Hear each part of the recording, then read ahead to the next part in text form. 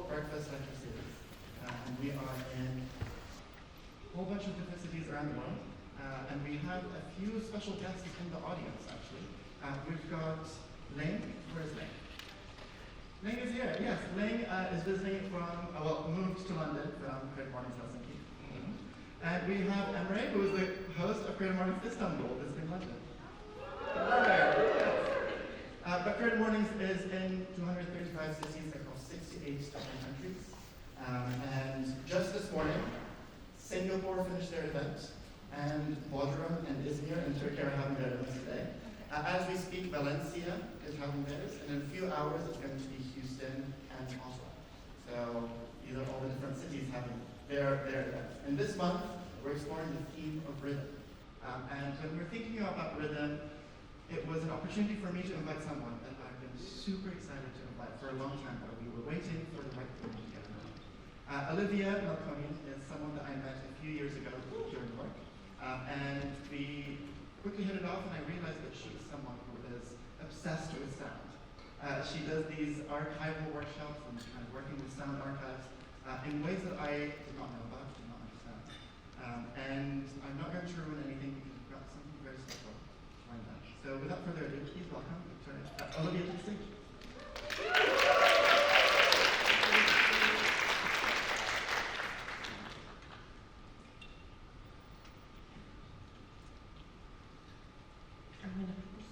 My mic is already on.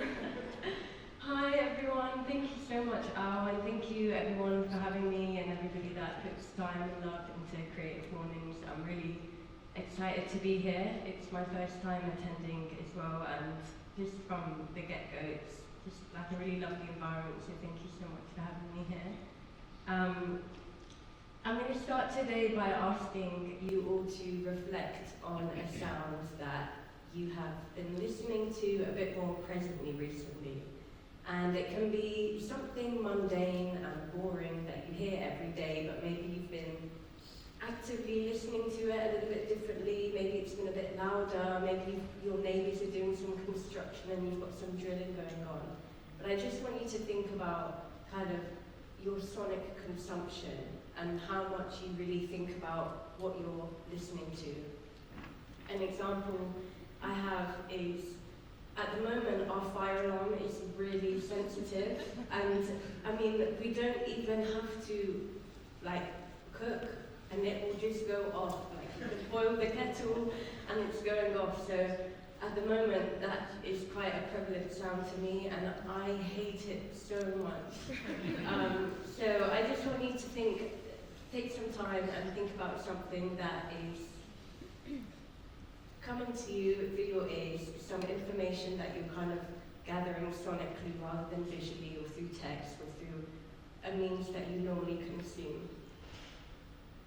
So I'm here today and I'm going to share a little bit about my practice and kind of talk about rhythm and our theme this month through a lens of audio production. My practice is rooted in preservation of family, personal and community history, and I'm particularly interested in exploring audio as a tool of resistance. It all began 5 or 6 years ago, mainly through curiosity, when I realized that I didn't know anything really about my family's background, how we had come to be in London, anything along the way that had contributed to us arriving, who we had left behind, who we were here with today, and why. So I had a lot of questions, and I was encouraged by some people around me and through university to explore this through sound and to really focus on the voice and the power of the voice and see how we can tell stories and appreciate stories through a sonic medium, as opposed to what we're used to tends to be through visual or through text. I started craving these answers, and simultaneously I was learning about oral histories, and I fell in love with the practice. Oral histories are just such a powerful tool in lending people autonomy and letting people tell their own stories. And as well as being like a beautiful kind of cultural artifact, they're also really, really useful to a lot of communities, and especially communities that have faced oppression or injustice. And I think through the accessibility of the audio medium, it also allows people to take that, to take that into their own hands, and to start, defining their own narrative and being able to create your own history and to make something tangible rather than trying to relate to something that you see or that you consume in regular media. And so paired with all of these questions and learning the skills of audio production, I felt like I had a duty to start recording and preserving these stories, because I really felt like, at least in my family, if I didn't do it, then these stories and these voices would die out in the older generations. So I wanted to be able to preserve this shared knowledge, not just for me, but for the generations to come, and further, to be an academic and a cultural and a creative resource for people that are interested in, say, Armenian culture or even in family histories and the process that we go through to kind of uncover these things about ourselves, these legacies that have led to who we are today, why we're here, and kind of answering those bigger questions, but doing that, from the home, from the self, and through family, and through conversation. So I started recording everything, from recipes, dialects, customs, phone calls, meals, conversations, greetings, and currently I'm able to platform them through radio, podcasting, performances, music, DJing, and exhibitions, and I'm really excited to share this with you today. This year I started hosting these workshops based around building a sonic archive. So I'd like to be able to share these tools of audio production with people that don't have experience or didn't think that they had access to this type of media. I don't think that you need a degree in this. I don't think that you need to spend thousands on trying to learn and training something. And the audio medium is way more accessible and way more intimate than film or photography. You don't need to buy a camera, you can start recording on your phone. And I want you to all be able to leave the session today and start recording and know that you have the tools to be able to create your own archive and understand your own individual and collective contribution to our sonic environment and to our rhythms. So I'm going to start today with a little exercise, and this exercise kind of came out of this question that I asked you in the beginning about reflecting on a sound. So I used this question earlier this year in a workshop in Lebanon, and it was inspired by a sound that I had kept hearing on my trip. That was when I got into the taxis, they would radio their HQ offices, say where they're picking me up from, where I'm going, and they would be told back the price. So a lot of, I felt really like it was one of the layers of the soundtracks of my trip, that I'm hearing this, I'm getting into the car, alongside all of the car sounds, I'm hearing the radio, and it's not just the person who's driving me whose voice I hear, but I hear this anonymous voice every time coming in from the radio, and I was just wondering, how many people are working here? Are they recognizing these voices? They never seem to call them by name, but they're always in constant communication. They must be able to recognize each other. And so through this kind of inspiration of this sound, I built a soundscape that was essentially, what it evolved into was an idealized car ride through the region of Southwest Asia and North Africa borderless. And being able to drive through and hear these different sounds that, the soundscape was built through my archive and friends that lent me recordings, their own field recordings from their travels, from Libya, from Morocco, from Iraq, and then we've got some archive radio footage from Iran, Kurdistan, Armenia, and some Yazidi popular music. So we're going to listen to a minute and a half of it, and I want you to keep in mind, and if you can maybe make a note on your phone, or even a mental note, about what you are hearing, and how you're able to differentiate and distinguish the different layers and the different sounds within that piece.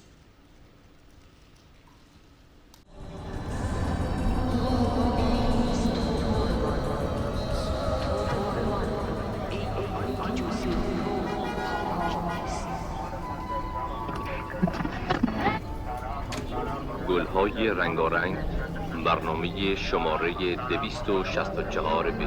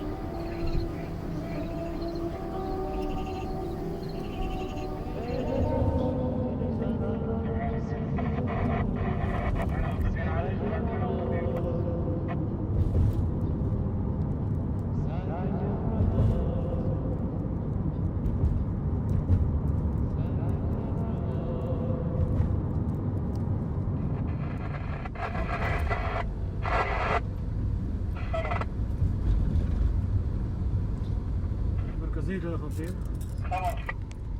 جيمنازيا روشة. We're going to come back to that a little bit later on in the talk. But now I want to bring us back to our theme this month, which is rhythm. I want you to think about your contribution to an individual and a collective sonic environment. And by this, I mean, what is your daily rhythm? If you think about your daily routine or your weekly routine, certain things that you do, whether it's just working from home and, cooking some things, preparing some food, your commute, your conversations with people, going out and exercising, this is all actually contributing to a collective sonic environment and a definition of your own personal rhythm, whether or not you think you have rhythm. So routine, languages, accents all allow us to have our own unique sense of rhythm and changing depending on what culture we're in, what languages we're speaking, what kind of activities we're doing.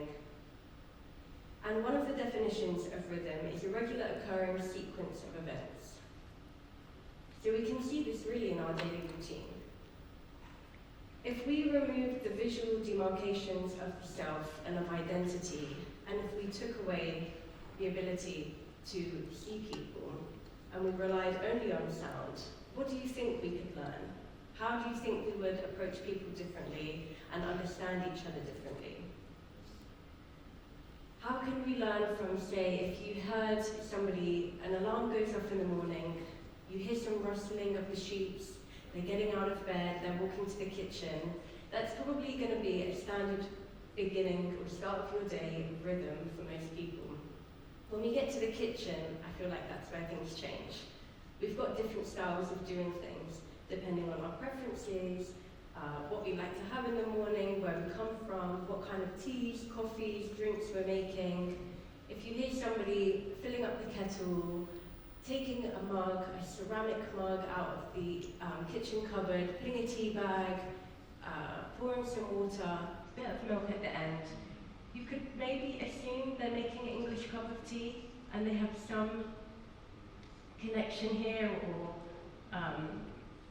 if you compare this to, say, if you get into the kitchen and you're hearing the sound of a teapot, you can tell a lid is being lifted off, you're hearing some metallic clanking around, you're hearing something is brewing on the stove as opposed to a kettle being boiled, some cloves, cinnamon, some tea bags thrown in.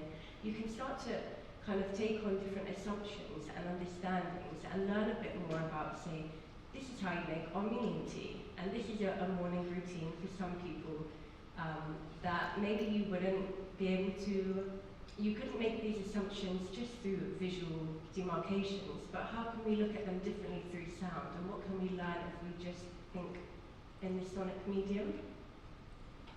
Another definition of rhythm is a harmonious sequence, and I really like this one because things don't have to be, it doesn't have to be perfect. It can just be a collection of sounds, but I think that comes together naturally, harmoniously, through the routines that you take and your own kind of creation and redefinition of that. So how do we record, listen, and preserve our collective rhythms, and why should we? Going back to what I said earlier, I think that audio is incredibly accessible. And I really believe that these tools should be shared. And I hope that you can also go on and share them with other people and get others involved in this practice. I find that audio can also be a visual practice. And you can see this by reading the waveform. So right now, through my microphone, we're recording into Adobe Audition, and this is recording in waveform view. So when you work in audio a lot, you can see my words. And if you're editing some audio, for example, and people are saying or ah, and you're working in that a lot, you can pick those out, and come the end of it, you don't even need to listen as much, because you can go in and you can snip out all of these kind of unwanted sounds. But I think that also audio really allows people to reclaim that autonomy and tell their own stories, which is where I think the practice, I feel like it is particularly important community practice and can kind of take precedence over inaccessible mediums and things that people have traditionally been left out of. But through audio and conversation, it's a natural part of who we are, connecting with people, learning and talking. And through this, we can honour sacred memories and make them eternal, and treasure the voices of our loved ones. So I want to talk about archiving. The traditional definition of an archive is a collection of historical documents or records providing information on a place, institution, or a group of people. I want people to start challenging these definitions of archive and see how we can exist and create them without these traditional limitations, and to kind of build them from the grass up. I think that an archive is a part of preservation, a form of collective memory, a community and academic resource, an art form, as well as a political practice and a form of resistance. When we think about archives, they traditionally have been done by institutions, states, or governments. And the ones creating these archives seem to be able to decide what gets included and therefore remembered, and what gets excluded and potentially forgotten. States and governments can cultivate collective memory through archives, and can cultivate national identity and also modify it. Who is centred in this practice? Archives are important because they protect us against the natural vulnerability of memory, which is something that we're all susceptible to. And I really believe that archives have value in all forms, from their simplicity to their complexity. And through this, we're able to challenge the traditional confinements of what an archive is, and to put value on pieces of information that are sacred to us, our communities, our families, that provide legacies, context, histories, and encourage thinking around what has made us and what are we going to leave behind.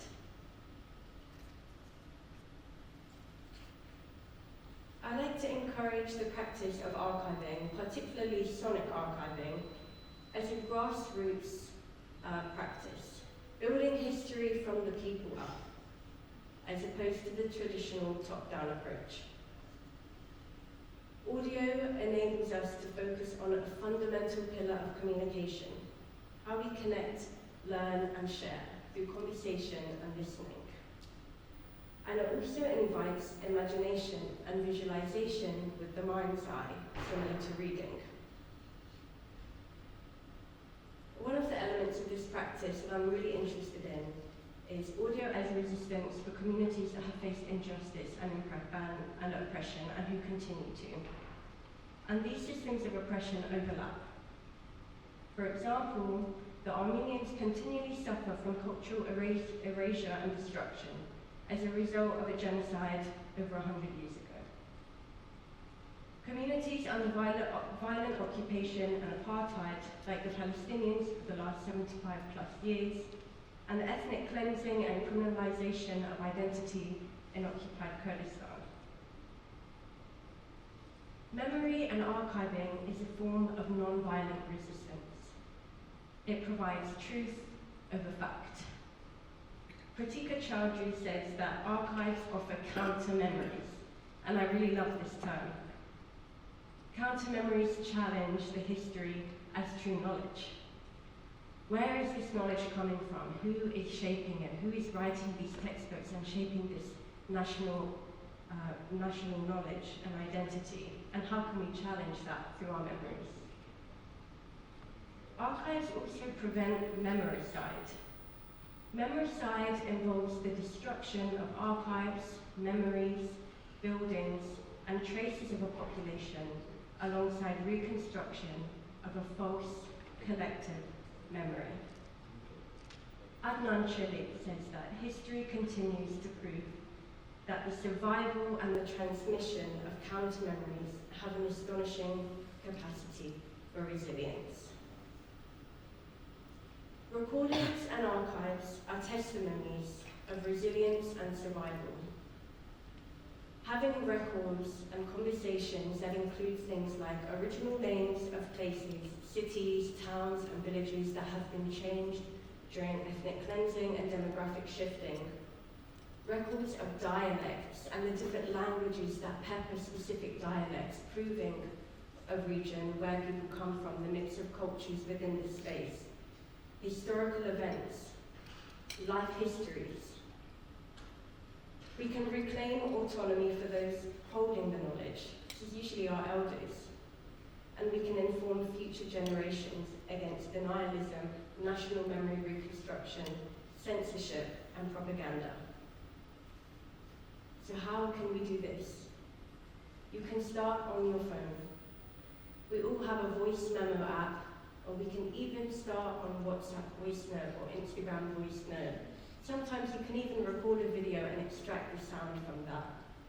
But as long as we're kind of thinking, putting the sonic medium at the forefront, we start to think about things a little bit differently and trying to build stories up and elements without having to being able to rely on a visual or a textual prompt. If you're recording something, I want you to think about the room that you're in, and I want you to think about the acoustics. When you go into rooms now in general, and you're speaking to somebody, think about how your voice is reflecting off different surfaces. We've all been in a hall or in certain rooms, even in a bathroom, where we hear ourselves echoing. When you're in your bedroom or your living room, you're much less likely to hear that echo. So if we can choose smaller rooms with softer materials, padded surfaces around them, we're going to create a nice acoustic environment for you to be able to record something in great quality. And in audio production, we always try and record in the best quality so that when it comes time to editing and post-production, there's less work to do. Also thinking about interview techniques. If you're having these conversations with family or with people in your community or people that you have no relation to as well, but you're just curious about their life, a few fundamentals are really important. The first one being consent. Consent is not just signing a piece of paper, but verbal consent and ensuring that people understand why you're recording, what you intend to do with that material, and letting them know that they have ownership and rights over that is incredibly important.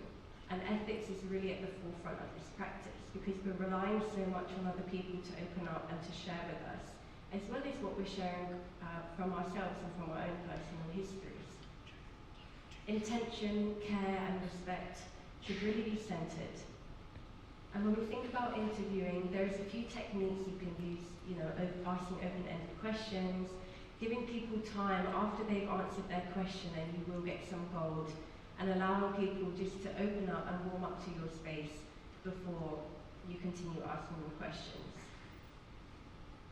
If you're in the home, you can record yourself arriving to the family home, greetings. These kind of organic recordings are so beautiful to listen back to in years' time. And it's something that you wouldn't normally capture. You're just arriving at the door, nobody's coming with a video camera or a photo opportunity, but if you can record that, it's a really beautiful thing that I would encourage everybody to try and capture and preserve. A table being set, cooking a meal, stories being told, In the public sphere, we can also think about recording car radios and think about the context that you get from that recording. If you listen back to it in 10 years' time, you'll hear about what the news was on that day, the popular music at that time, how the weather was, how the traffic was, all of these kind of different metadata, we can call it. You can also record performances and street musicians and your daily commute. Do you know what the sound of your neighborhood is? Do you know how your street sounds? Or when you leave the house every day, are you putting your headphones in and not paying too much attention? How much of your life are you hearing and how much are you actually listening to? In private, we can also look at audio diaries, personal journals, memory reflections and recollections. And these are a really nice way of also just having, this is something you don't need to share, but you can hold on to that and be able to listen back in a few years' time or in 10 years' time. And remember, you know, it's coming up to New Year's, maybe we can do our New Year's resolutions through the audio medium and listen back to those in a year and see how we felt. And you really feel passion coming across and you hear emotion in voice, which is something that you don't really get from pictures and videos. And it's almost kind of like a picture in black and white versus a picture in colour when you're reading text and when you're listening to somebody speak about something. And there are many platforms actually for this type of work. You can create community projects and community archives and start building them within your own communities, organisations, spaces, even your friendship groups. You can donate them to libraries. You can play them on the radio. You can contribute them to exhibitions. You can share them on social media. You can even use them to create music. You can keep them on a hard drive that nobody else hears, and they still hold as much value as something that is platformed and shared with the world. And you can even use them in live performances. We're going to do another exercise, and we're going to listen back to that same piece of audio that we played at the beginning. But this time, I want you to actively listen. In the first exercise, I asked you to make a note of what you hear, but this time, I want you to focus on what you're listening to. If you've made a note, then you can compare. If you're hearing different elements than you did in the beginning. And I think that you can also make a note of your surroundings. What else are you hearing? What is going on around you? And what is the sonic environment that you're in at the moment? Try and see if your listening has improved.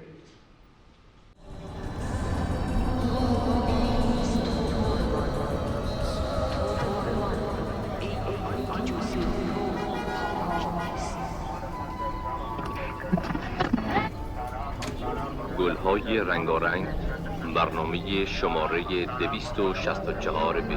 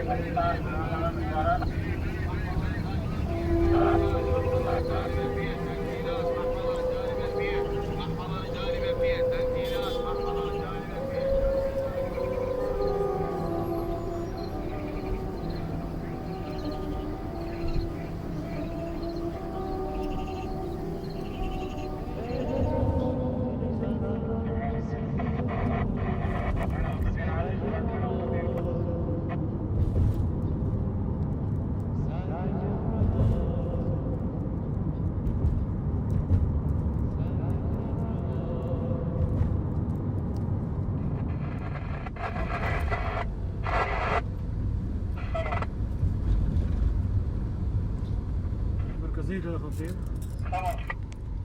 جيمنازيا روشة. I wonder if you can hear that at the end, but that's my band boost that I always seem to accidentally pick up on the recordings. I wonder, were you able to distinguish more audio elements? Can you put your hand up if you felt like you could hear things in differentiate layers a little bit more? Cool. Do you feel like you're engaged in active listening? Cool. So some of the elements in that soundscape include recordings from inside the car. that will include the radio, the taxi driver speaking, my bangles. There's also recordings from outside of the car. You'll hear the exhaust, you'll hear the bumps in the road.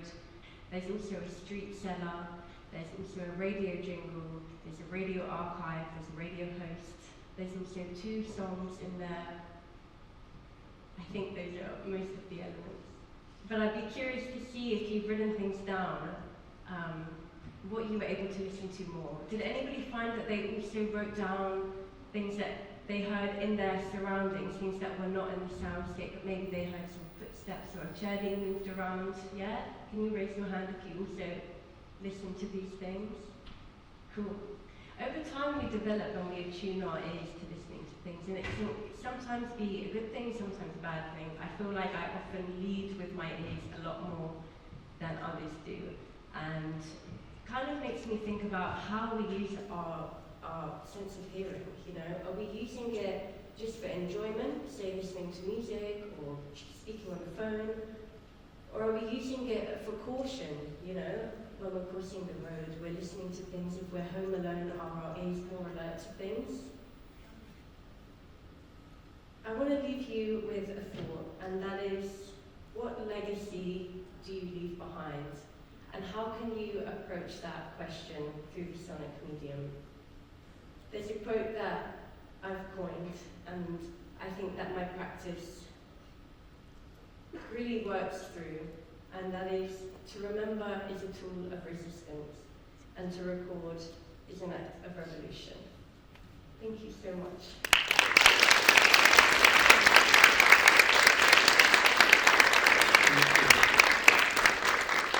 Thank you so much, Olivia. I love this idea of how accessible recordings and audio are, and the idea of also capturing the voices of loved ones. I think that's something that's super lovely, and I recently met someone who is from Kosovo, and her grandmother passed away 6 months ago, but she wasn't able to go for the funeral, and wasn't able to kind of spend time with family.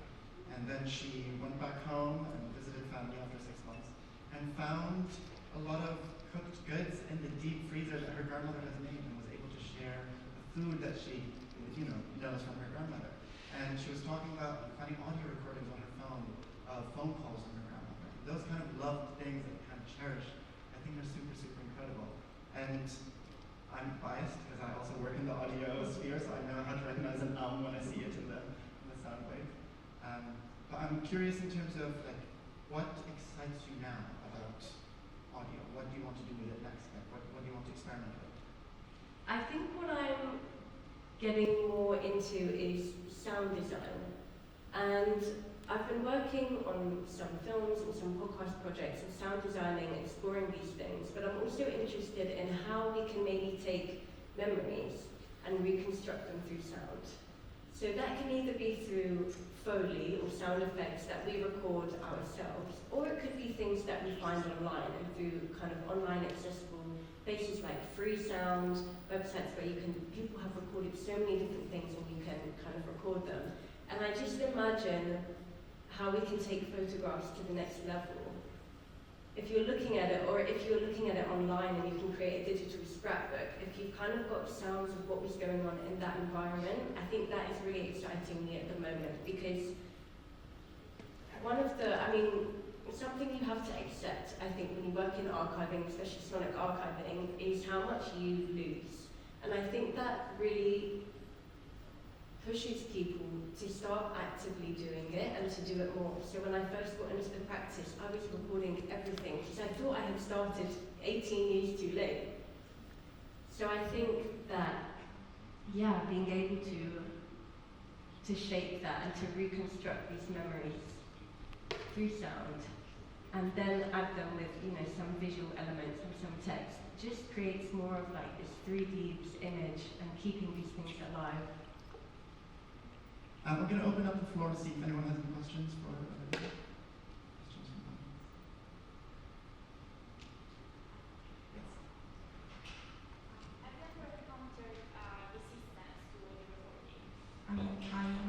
I'm Natalia, and I also work with memory and legacy. And one thing that I get asked is, are you sure that people are willing to do that? I'm thinking especially about aging people, or stay with parents? Which kind of challenges have you encountered with them? I've definitely spoken with people through my workshops that have had their parents or their grandparents refuse to be recorded and to share these stories, and you know, to each their own. If they don't want to engage in that practice and it's their stories that we're learning from, then we have to respect that decision. And then rather than having a primary source, you can look at it as a secondary source and having children or grandchildren or people around them describing things that are also part of their own experience. But I think on my hand, when I first started doing this, was with my grandmother, who loves to talk. So that was fairly easy. And sometimes, you know, you ask one question and then you're recording for an hour. But definitely with other people, it can be challenging. However, I think audio is, people are a bit more welcoming to it because you're not coming in with a camera in somebody's face. And you can tell them, hey, I'm recording. But you can, you know, the microphone isn't, you're not going to be holding it up to them, so they can hopefully try to forget and put that natural guard down. But again, going back to things that we do lose, and sometimes the people don't want things recorded and we have to accept that. And I guess instead of looking at it as a primary source, you can think of it as a secondary source and how you can still treasure and preserve that legacy, but perhaps through a different lens. Any other questions? What's a sound that you love that for you sounds like home? That's a good question. I think for me, it is the sound of a tiny spoon mixing sugar in a glass teacup. That is home for me. Very specific, and I think we can all imagine it. Yeah. Any more questions?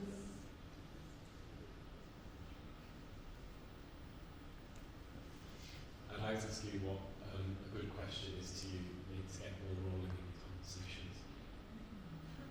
Good question.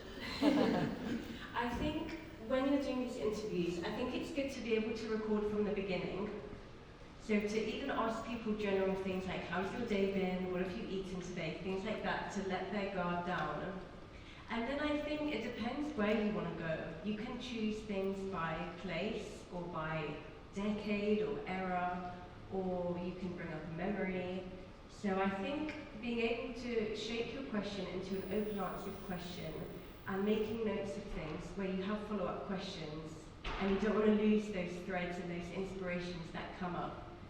I'm trying to think of a good question, but I think when you ask people to tell them about an experience or a memory, something that allows them to think a bit more about a question that's more like, what happened here? You're asking people about how they feel about something as opposed to the facts or the truths of this, and to understand a bit more of their psyche and their understanding of things. I would probably recommend something like that. Thanks. Okay.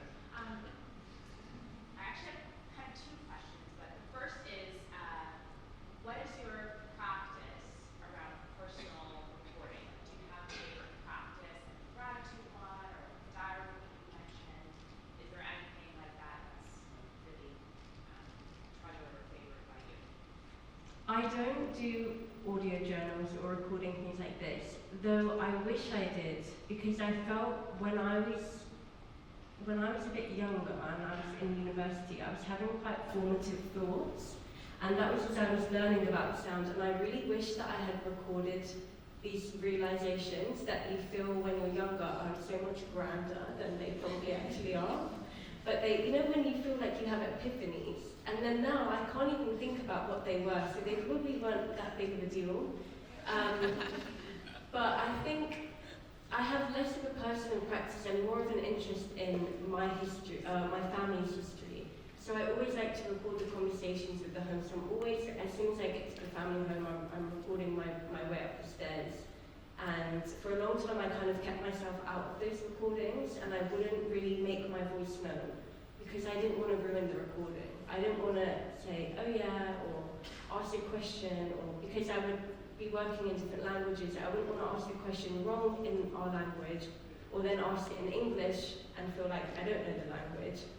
So I definitely had to find where I placed myself in the practice.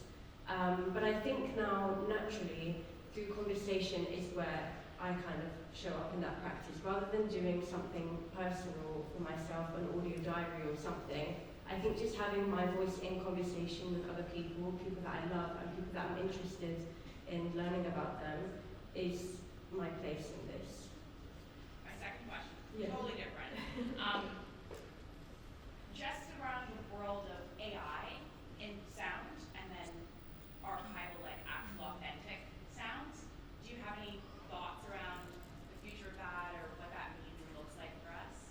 I guess it is an interesting one, and I haven't thought so much about it. I'm kind of scared of AI. I'm scared of this technological advancement, and I'm ready to retreat to the caves when it takes over. But one really interesting thing about AI is the fact that you can feed information. So I have years of recordings. If I feed that through an AI system, they're going to know the history. They're going to be able to recreate the voice, right? We had some videos and some photos. You're gonna have these people back in your life, and I think that that could be something really interesting. I think it does also, of course, take away from the naturality of it and potentially the authenticity. But we're feeding through that information, and I think if this is a direction that we go in where, say, younger generations may be able to consume that information better, then I think we should explore that in a way. And I think oral histories are also something that a lot of people find difficult to work with. They're often they can be 2, 3, 4 hour recordings, no edits, pauses in between, tangents left, right and centre. And so we can potentially narrow those things down. But I guess you do have to look at it, you have to appreciate that it is a different way of consuming and working with that material, because it has been shaped and tailored as opposed to its kind of authentic, raw material recording. Amazing. One of the things I'm hoping that everyone can leave with is this idea of how accessible audio is, and to kind of go out and listen more to the world around you, and also just use your phone to record things. One of the projects that I'm doing now, and I have no idea where it's going to go, it could be nowhere, is a project called All My Exes. And I sit down and I get my ex to tell the story from their perspective, and I don't interrupt. And they say how it started, how it ended, all of those things. And it's been terrifying. I did my first recording on Wednesday, and it's actually someone that I haven't seen since 3 years. And so instead of just recording the interview, I also recorded when we first met, hey, you look good, kind of thing. And it's someone who is visually impaired, who's blind. And so they are in an audio world. They live in audio. They live in that world exclusively. And so it was terrifying, but good. And I have no idea if I'm going to ever share that. But it was very, very empowering. So I suggest people to either do this with your exes or record anything they want. But thank you so much, Olivia, for sharing your wisdom. Thank you for